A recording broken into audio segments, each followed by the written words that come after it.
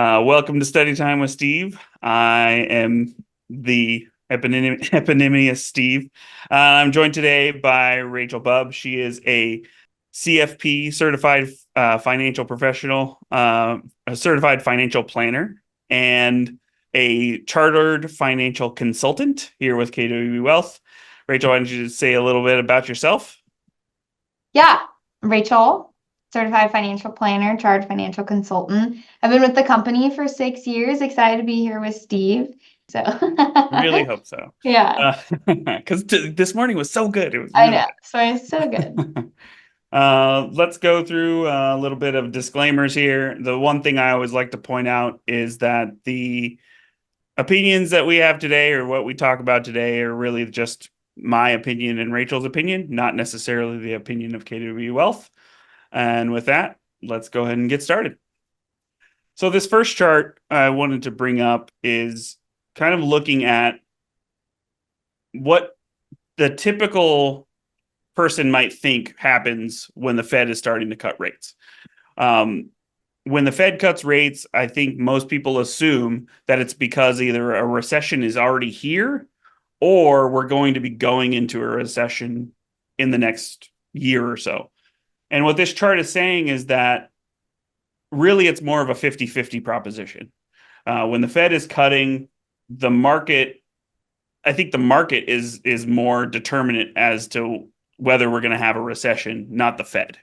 Mm. I think what happens is because the last few times, 2019, 2007, 2001, over the last 20 years when the Fed has cut, that has meant we're either in a recession or going into one. But if you look farther back into the 80s and the 90s, a lot of times when the Fed cut, it didn't really affect the market. And we actually had no recession in the next 12 months. So it's one of those things where I think because of recency bias, there's this bias that, oh, because of the last few times it's happened, the Fed cut, it's going to happen this time that we're going into recession. But I just don't think that that's the case when you look back through history. Yeah, pretty convincing. It's a 50-50 Yeah. chance. It's hard to predict, right? I Yeah. think when we look at what's going on in the macro environment, that's probably going to tell us more of what's to come. And you could say that the Fed makes those. I mean, the Fed is again responding to what's already going on in the market. Right. And so you have to look more at what's going on in the broader economy to really understand.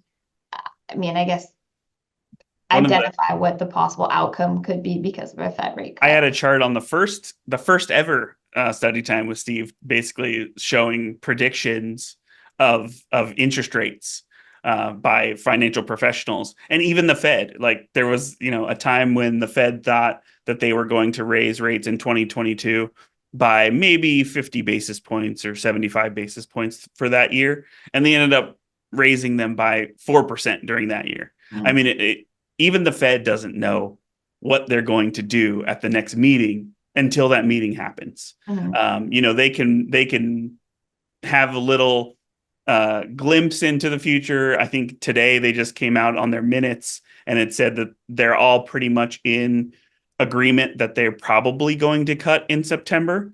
But will it be a 25 basis point cut or a 50 basis point cut? And a lot of what matters now is the data that happens between now and then to determine, is it 25? Is it 50? Maybe it's zero. Maybe things really ramp up. Who knows? So it's one of those things where the Fed is just as in the dark as to what they're going to do until they actually do it. And so predicting what the economy is going to do based on that is just another level of trying to make predictions that are really hard to make. So this should be reassuring. I hope so.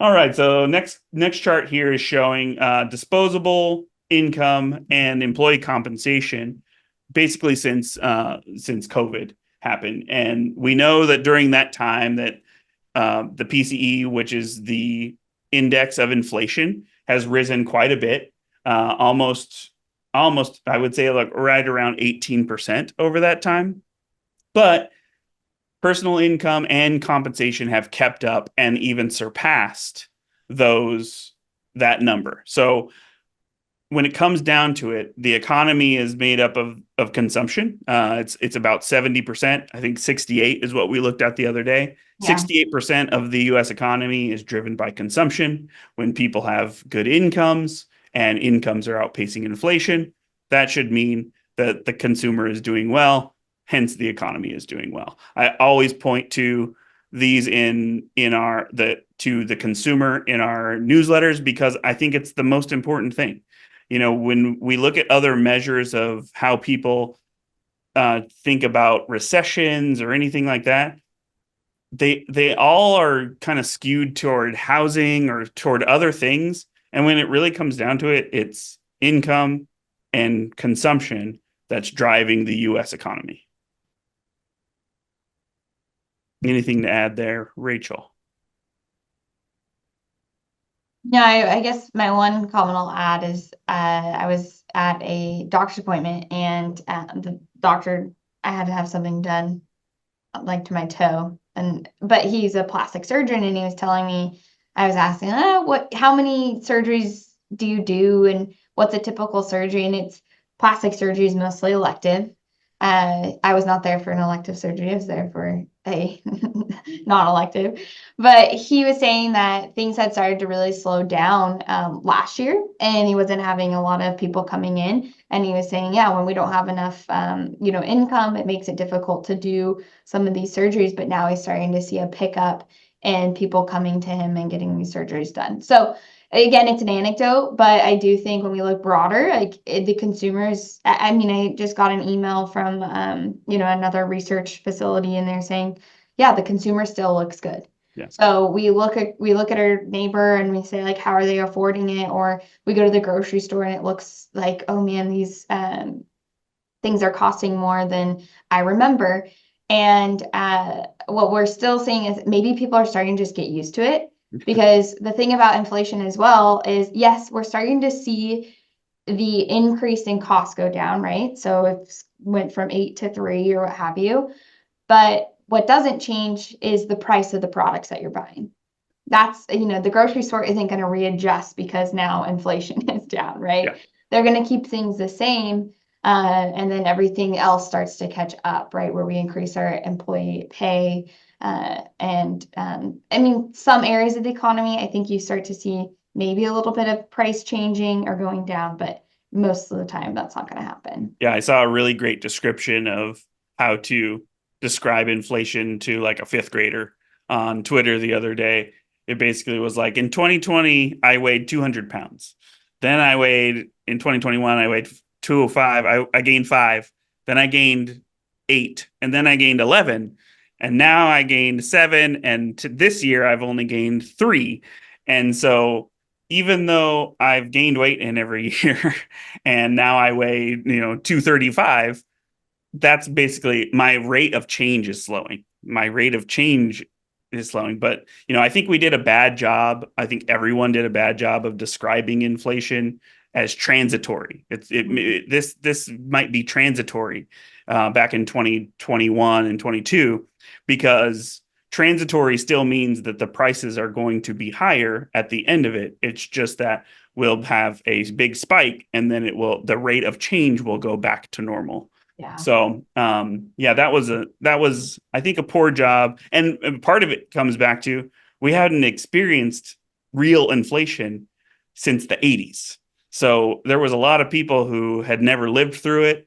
And it was one of those things that it was very brand new. It was brand new to me, brand new to Rachel. I think brand new to a lot of people seeing that type of spike in inflation. The other thing to note on this chart is that in 2022, when we had lots and lots of economists expecting a recession, you can see how close those two lines got, where, disposable income and inflation were basically touching each other, which means the consumer has much less to spend because it's costing so much more.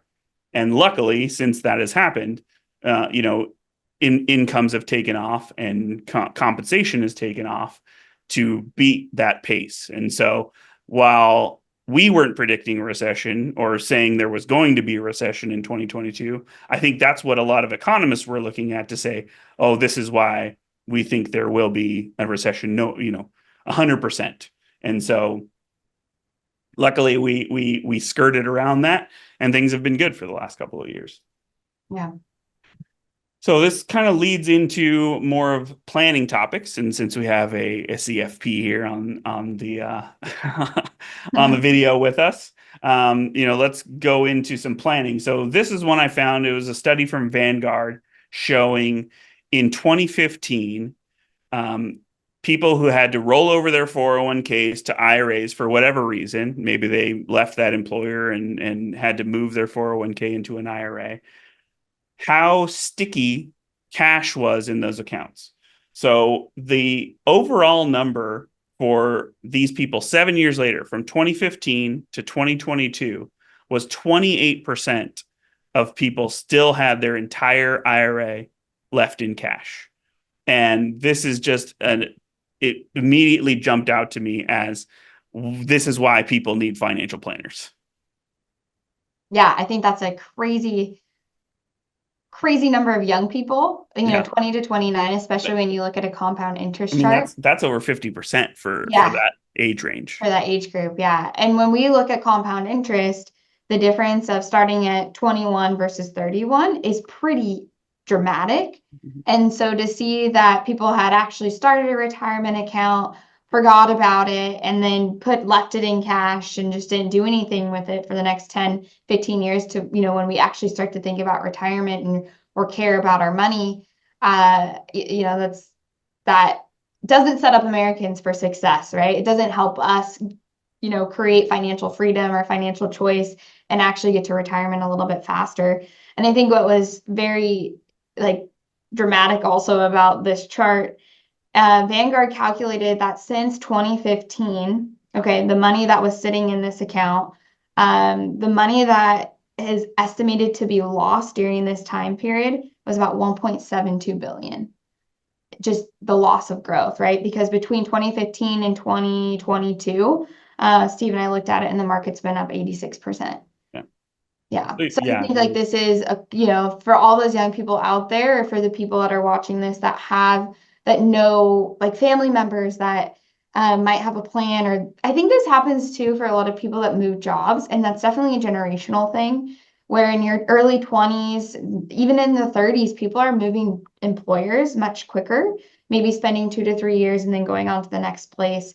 Well, each of those locations, you are building up a retirement portfolio or 401k plan, whether it's your employer contributing or you automatically were contributing money in there, because I know that there's making people do that.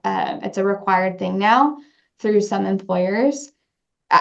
If you forget about that, then you suddenly have like 3 or 4 out there and you don't figure it out until you're 50. Well, that's a lot of lost time. And I know I've spent time with some of my younger clients. We get on the phone, we call their 401k provider, and we roll it over into their new employer plan. Yeah. So that way, as they continue to change jobs, or maybe they find a place that they're going to stay, what have you, at least we kind of did some housekeeping along the way. So it's all in one account. And then we don't forget about the investment strategy. Yeah. Well, I think the other thing that this shows is that especially younger people are either afraid to talk to a financial advisor. Maybe they think I don't have enough. Yeah. So why would anybody care about my 10,000 or 15,000? Or B, that there's just the financial literacy of this decision. Just it's not getting through to Yeah. people. It's And so probably even the 60 plus, that's almost at 15 or 20% of people who left it in cash. And it's, you would think that those balances are bigger. And going back to the number of loss from just sitting in cash, that's a significant amount. So there's a significant amount of money in these accounts that's just sitting there. And so, the one thing that I always think about is, as a financial advisor, there are a lot of places that you would go, and I don't know if you'd be laughed at, but people wouldn't take you seriously. And that's really sad. And we say it we say it right on our website that we want to work with anybody who's interested in accumulating wealth. And so if you have 10 grand and you're 23, that's a pretty good start, and if you left that in cash for 7 years, man, does that hurt. That's just, it's gut wrenching to think about, the lost potential there.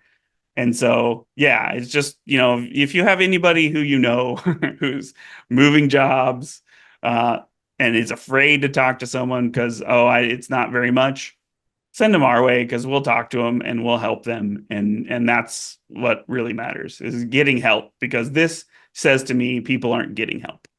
Yeah. Yeah. I'd be interested to see what the average account size is for this study. Because if it's like Yeah. 2 or 3,000, which I think is huge, right? Because we think, oh, it's just 1,000 here, 2,000 there. I mean, all of a sudden you got 5 of them. That really adds up to the 10. That's where it's really important to consolidate so you don't Yeah. lose that. I mean, it's just a lost opportunity. Yeah. I mean, going back to that big amount that was lost, you can assume that it's, at least some of these balances are going to be up there. Yeah. It has to be. There's just no way around it. Let me look, and I can see if I can find that. No, just a lot of money lost, and Yeah. it's a sad thing, because we want everybody to have a brighter retirement. So, all right, let's go on to the next one. Rachel, why don't you take these next couple charts? A big topic that comes up a lot, especially when we're starting to meet with people who are nearing retirement, is this withdrawal rate strategy. And a common theme throughout the industry, or a common principle, has been this 4%. If I build a portfolio, I get to retirement, I can take 4% a year, and then I won't run out of money. And what Morningstar has done is done a study to show us really what is this safe withdrawal rate if we have a 30-year life in retirement. And a starting safe withdrawal rate, this is the rate that would have been supported for 30-year period and have a 90% success rate. So when Steve and I are talking about this, 90% success rate is really high. And so the whole goal there is to make sure that you pretty much have a positive investment account at the end of it. And it's likely going to be, maybe the same as what you originally invested, or a little bit more. What I think is interesting about this is it shows how important diversification is, because on the left-hand side, you can see equity weighting percent. And then you're seeing a withdrawal rate strategy, or withdrawal rate percent over, 10, 15, all the way up to 40 years. And it's in 5-year increments. And if you look between the equity weighting strategy between, 40 and 60, this tends to be the sweet spot, or that around that 4% withdrawal rate. And it particularly is as you go longer out on the year, like the time frame, where at 30 years, if you have a 40% equity portfolio, and then this study actually it would put the rest in bonds and cash. So you'd have about 50% in bonds and 10% in cash. And your withdrawal rate is 4%. So we like this because it's reaffirming that you need to have a diverse portfolio of both stocks and bonds, and that being 100% in equities when you're taking money from your portfolio doesn't make sense. Yeah. And that's because at that time, we need to be able to touch the portfolio, right? Continuously provide you the income throughout those years. But we know we're going to experience another recession. That's not going away. We're also going to continue to experience inflation. So what we need to do is build that portfolio where we can touch in, can attack or go after those positions like the bonds or commodities that maybe have a lower return potential, but they tend to be less volatile, and we can use those for our income streams and that cash, as opposed to the equities when, the market is having a pullback or the recession is in there. And so I think when we're looking at this, we're not saying that we need to go. I would say we don't fully agree with Morningstar in that you need a 40% equities only. I think that's still pretty conservative, because Why don't you go to the next chart, Steve? So this is showing different spending methods. And with a 40% in equities, 60% bond portfolio. And of that 60%, 10% of that is in cash or treasury bills. And this is again over that 30 years, and there's different methods. So you have a base case, a tips, and I'll go into that. You'll see the different withdrawal rates. But on the far right side, it shows the median ending value of your account. So the assumptions are you're starting with $1 million portfolio, you take out 4%.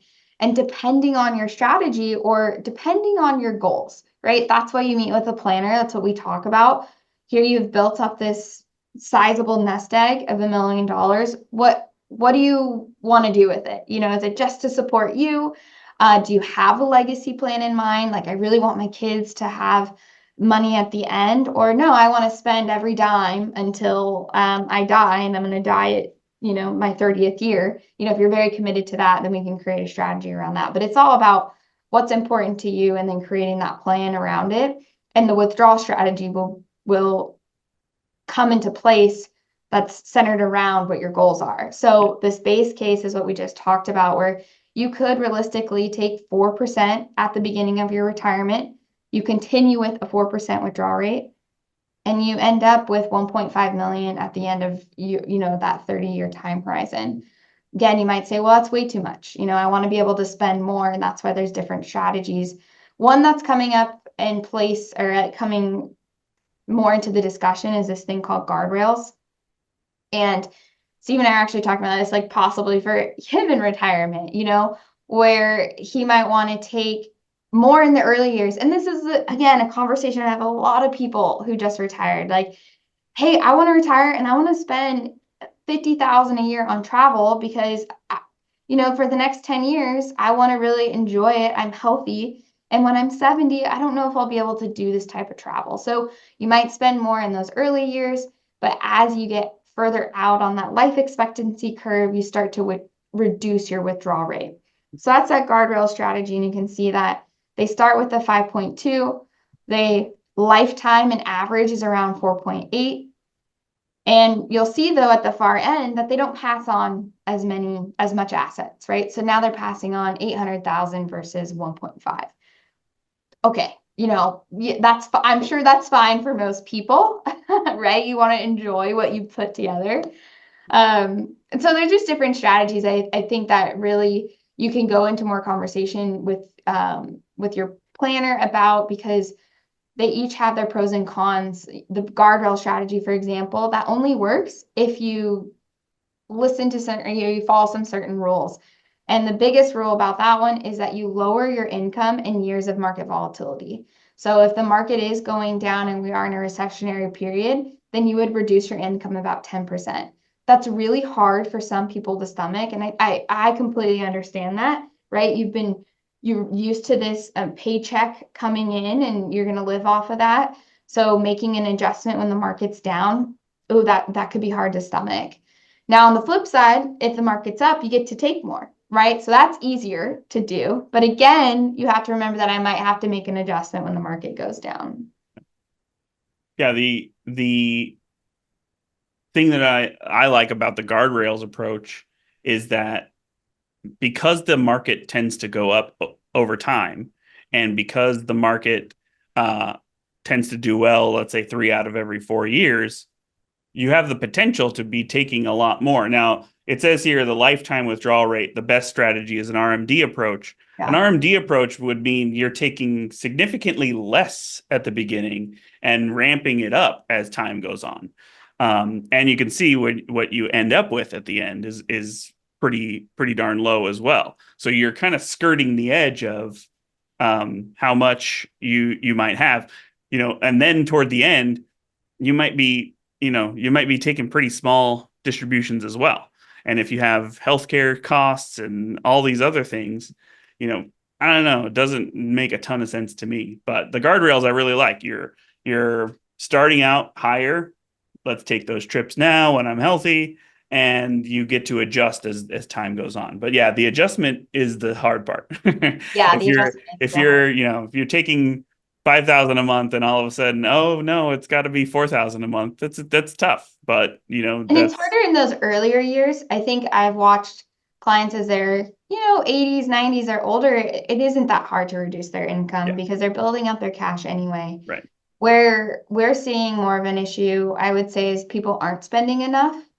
I mean, of course, there are the few that are spending plenty, but it is hard to go from a saver mindset to a spending mindset. Yeah. And that's again sitting down and talking to us. Okay, well, what is your goal? Do you really want to pass on 1.5? Probably not. So let's talk about how you could spend, or at least if you're not going to spend, how do we liquidate these accounts in a strategic way Yeah. so that it benefits your beneficiaries? Because Yeah. that's one thing that's another person was asking in the live call about now he has to take these required minimum distributions that he doesn't need it because he did a great job or his expenses are pretty low, and he's at this point where I got to take it, and the reinvestment strategy isn't as great, I would say, as it could be if you had started this planning process 10 years before you started requirement distributions, and what you can do with the Roth conversions. And where I would say, and the Roth conversion is where you pay the taxes today.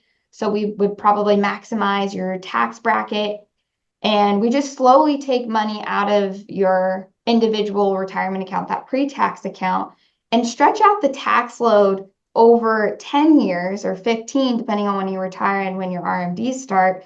So that way, when you get to RMD age, you don't have these large distributions that you don't need, and then you're not taking all that tax hit in those last years.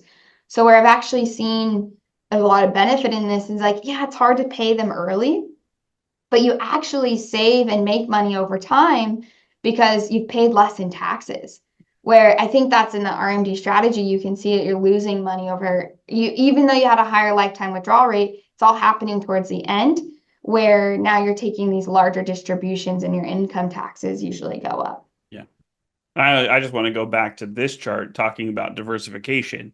Mike Razuk and I did a webinar on diversification earlier this year, and there was a chart in there that showed how being more diversified. We started in 2000. So in 2000, think about we had a lost decade from 2000 to 2010. If you would have started all in stocks, you would have run out of money. We actually assumed a 5% distribution rate. You would have run out of money pretty quickly if you were still taking 5%. If you were diversified into just US stocks and bonds, you did better, and you made it through. And actually, over the full time frame from 2000 to 2023, your portfolio basically didn't change. So you took a 5% withdrawal, and you started with $1 million and you ended with $1 million. But then we also looked at a globally diversified portfolio, and that one ended up with about 2 million in assets at the end. And so again, going back to the guardrails approach, you could have had a way more distribution than just the 50,000 a year, depending on what you wanted to do. Did you want to leave more to your heirs? Did you want to take more trips? All of those things would have been possible. But again, comes back to the plan, comes back to planning and talking to your financial advisor about what's right for you. Maybe you want to leave as much as you can to your heirs, or maybe you want to take 2 or 3 extra trips every year. You got to think about those things, and diversification is what helps us to be able to do that because, as Rachel mentioned earlier, when stocks are down, you get to take from bonds, or maybe international stocks are doing well when US stocks aren't doing well, or the opposite. So it's always a give and take with diversification. You're never going to love all the things in your portfolio at all the time, Yeah. but especially in times when you need the money, there's going to be something that you love a little bit more than other things, and that's where you take it from. Yeah, it's a good Yeah, point. I also think asset location comes into play here as well. And that's yeah, where, again, where we sit down and talk about your goals, talk about what your needs are. And then we create a plan that's going to incorporate where do we take the assets from, where should we be trying to put more money into, especially if you're younger, right? A bigger conversation today is really how much should you be putting in the pre-tax 401k versus the after-tax, the Roth, because where we're seeing is more and more people aren't in a lower tax bracket when they get into retirement. It's pretty much staying the same. So it's like, do I just, put that money away into the Roth today, cover the taxes, and then have that seed at the end where I don't have to pay any of the taxes? Again, very unique to each person, because I also know people that would just, would rather die than pay the IRS, right? And again, you can build a strategy that works for that person because that's what their focus is on. And then you can build it for other people that, hey, I'm okay with paying it today, and I'd rather just have that tax-free money at the end. Yeah. Each of them have their pros and cons, and it's just figuring out which is the best one. And it's probably a combination of all multiple strategies, right? To get to what your end goal is. And again, that's what I always say to people who ask me like what we do for people, is that it's not about the plan at any one time, because you can give me a plan today, and then next week if I want to take a trip that I hadn't planned on the week before, now my plan completely changes. Yeah. And so it's not about the plan necessarily, it's about the planning and the planning over time.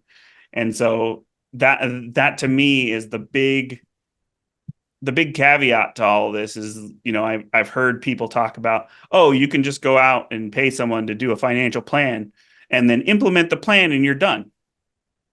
That doesn't make any sense. Like you are planning all the time. Like you need to be planning all the time because things change and what I want to do changes, from year to year. So the planning part of this and having a certified financial planner, someone who has that knowledge of all these different things and all of the different ways to maximize is really the point of all of this. Not the plan, the planning, ongoing planning. Yeah, I think you look at things, okay, great, I made this plan, I put it on a shelf. I think implementation is really hard. Even if you go back to that again, why people in their 20s to 29 have so much money just sitting in cash. It's because they're busy doing other things. And it's the same thing when you're 30 and 39, you're raising a family. And then when you're 40 and 49, you're getting your kids through college. And then 50 and 60, okay, now I'm going to think about myself and start planning for retirement. Okay, well, we should have been doing that, 20 years ago, 30 years ago, and then you would have more choice. I think at the end of the day, what I love doing is sitting down with people and talking about creating a financial plan and the strategies today to give them financial choice in the future. Or financial freedom is another way to think about it. And everybody defines freedom differently. We all have preferences, right? I might want to spend my money this way. Steve wants to spend it that way. Disneyland, mostly Disneyland. Yeah, Steve wants Disneyland.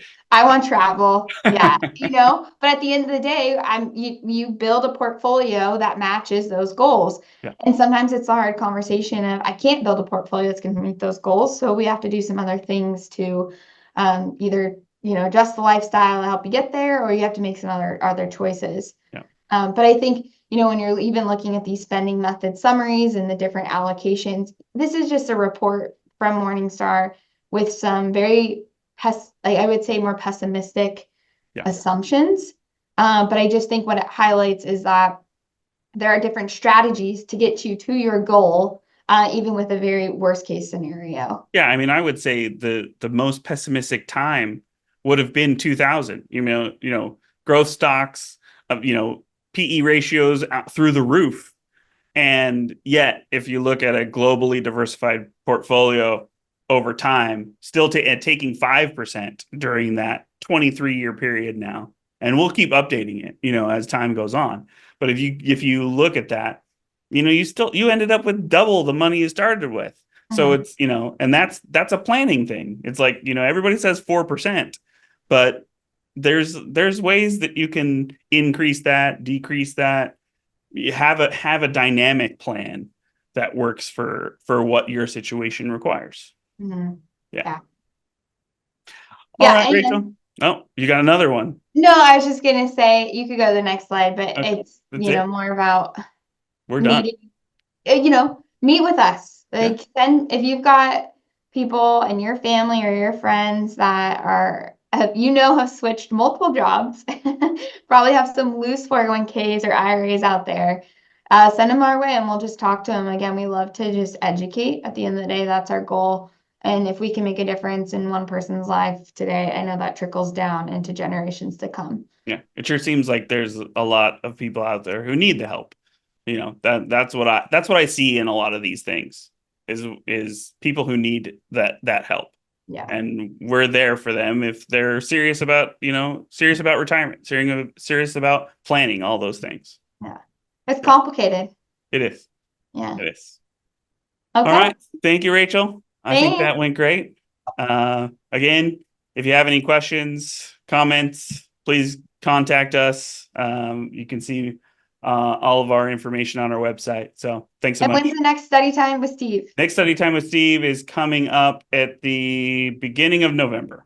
Okay. So, and if you have questions that you want answered at the next study time with Steve, please email us invest@kwbwealth.com. And then that way we can make sure we can answer them. Yeah, and it helps. Like we could even do a blog in the meantime to answer those types of questions. So it's always helpful for us to generate the content that you guys want to see.